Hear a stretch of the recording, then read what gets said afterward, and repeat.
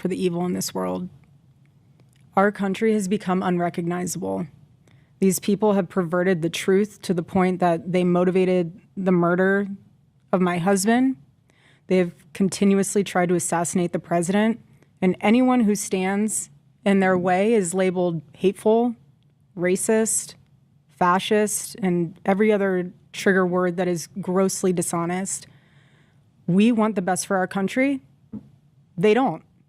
This is why Charlie started Turning Point USA in the first place. He didn't trust the radicalized liberal teachers.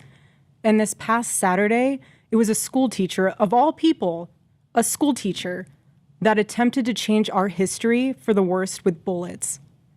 And everyone is asking why I even went to the White House Correspondents' Dinner.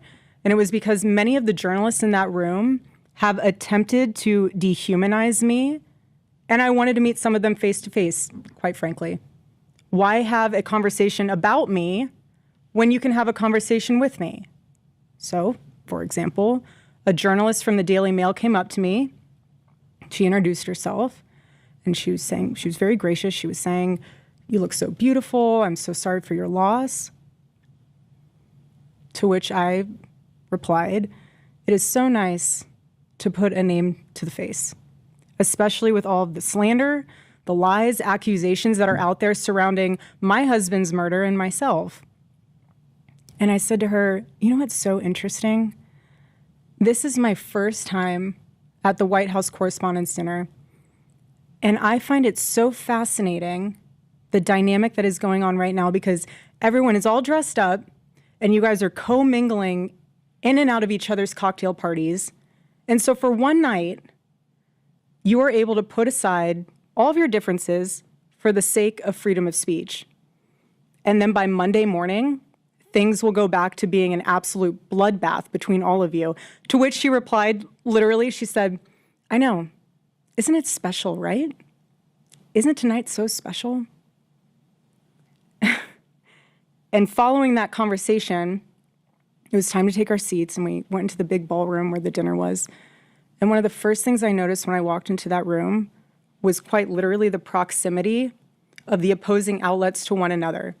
So you have one table here that's Politico, and another table here that's Fox, and another table here that's WAPO, and you're all crammed together, elbow to elbow.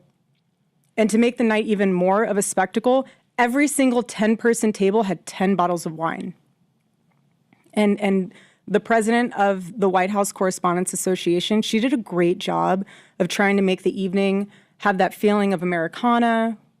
You know, we were in a room celebrating freedom of speech despite our differences. And the U.S. Marine Band performed the national anthem so beautifully. And then shortly thereafter, gunshots rang out and total chaos ensued. And you guys have all seen what happened next, because there are 1,000 videos of it. So let's discuss that fact for a second.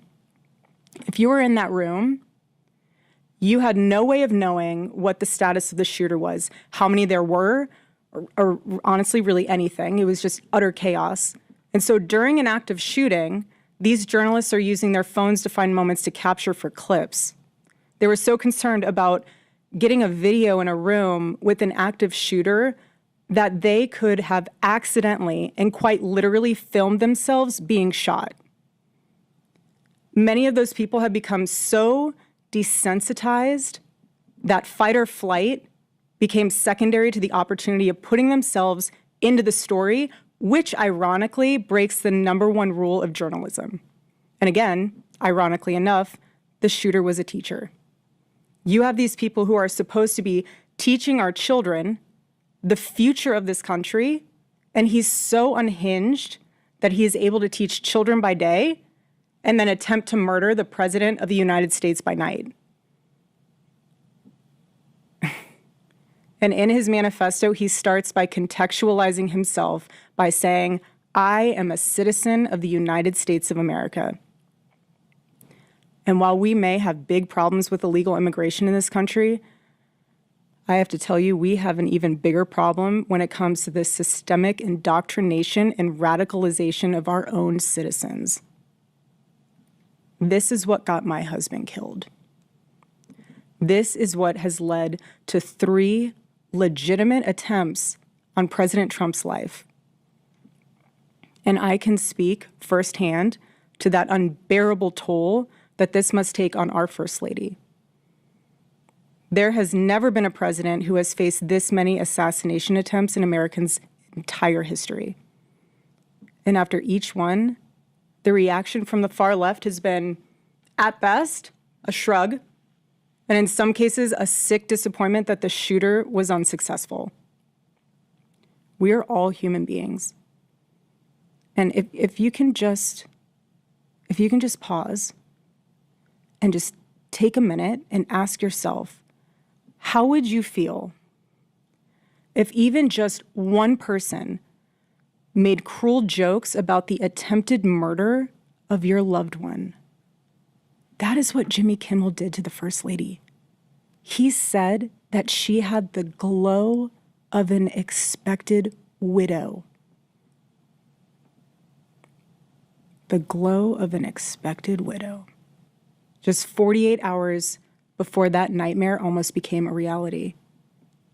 And this culture we're living in absorbs disagreement as a form of personal betrayal. It turns having an opposing viewpoint into a moral crime worthy of punishment. And here's what I've realized through all of this, truly, having lived through quite literal hell these past 7 months, if you strip someone of their humanity long enough, you will arrive at the chilling conclusion that they don't deserve to exist at all. Every morning I wake up to a new headline lying about me. I have comedians dressing up in whiteface. I have people saying I'm not fit to be CEO, and I have Candace Owens claiming I murdered my husband. And the list goes on and on and on.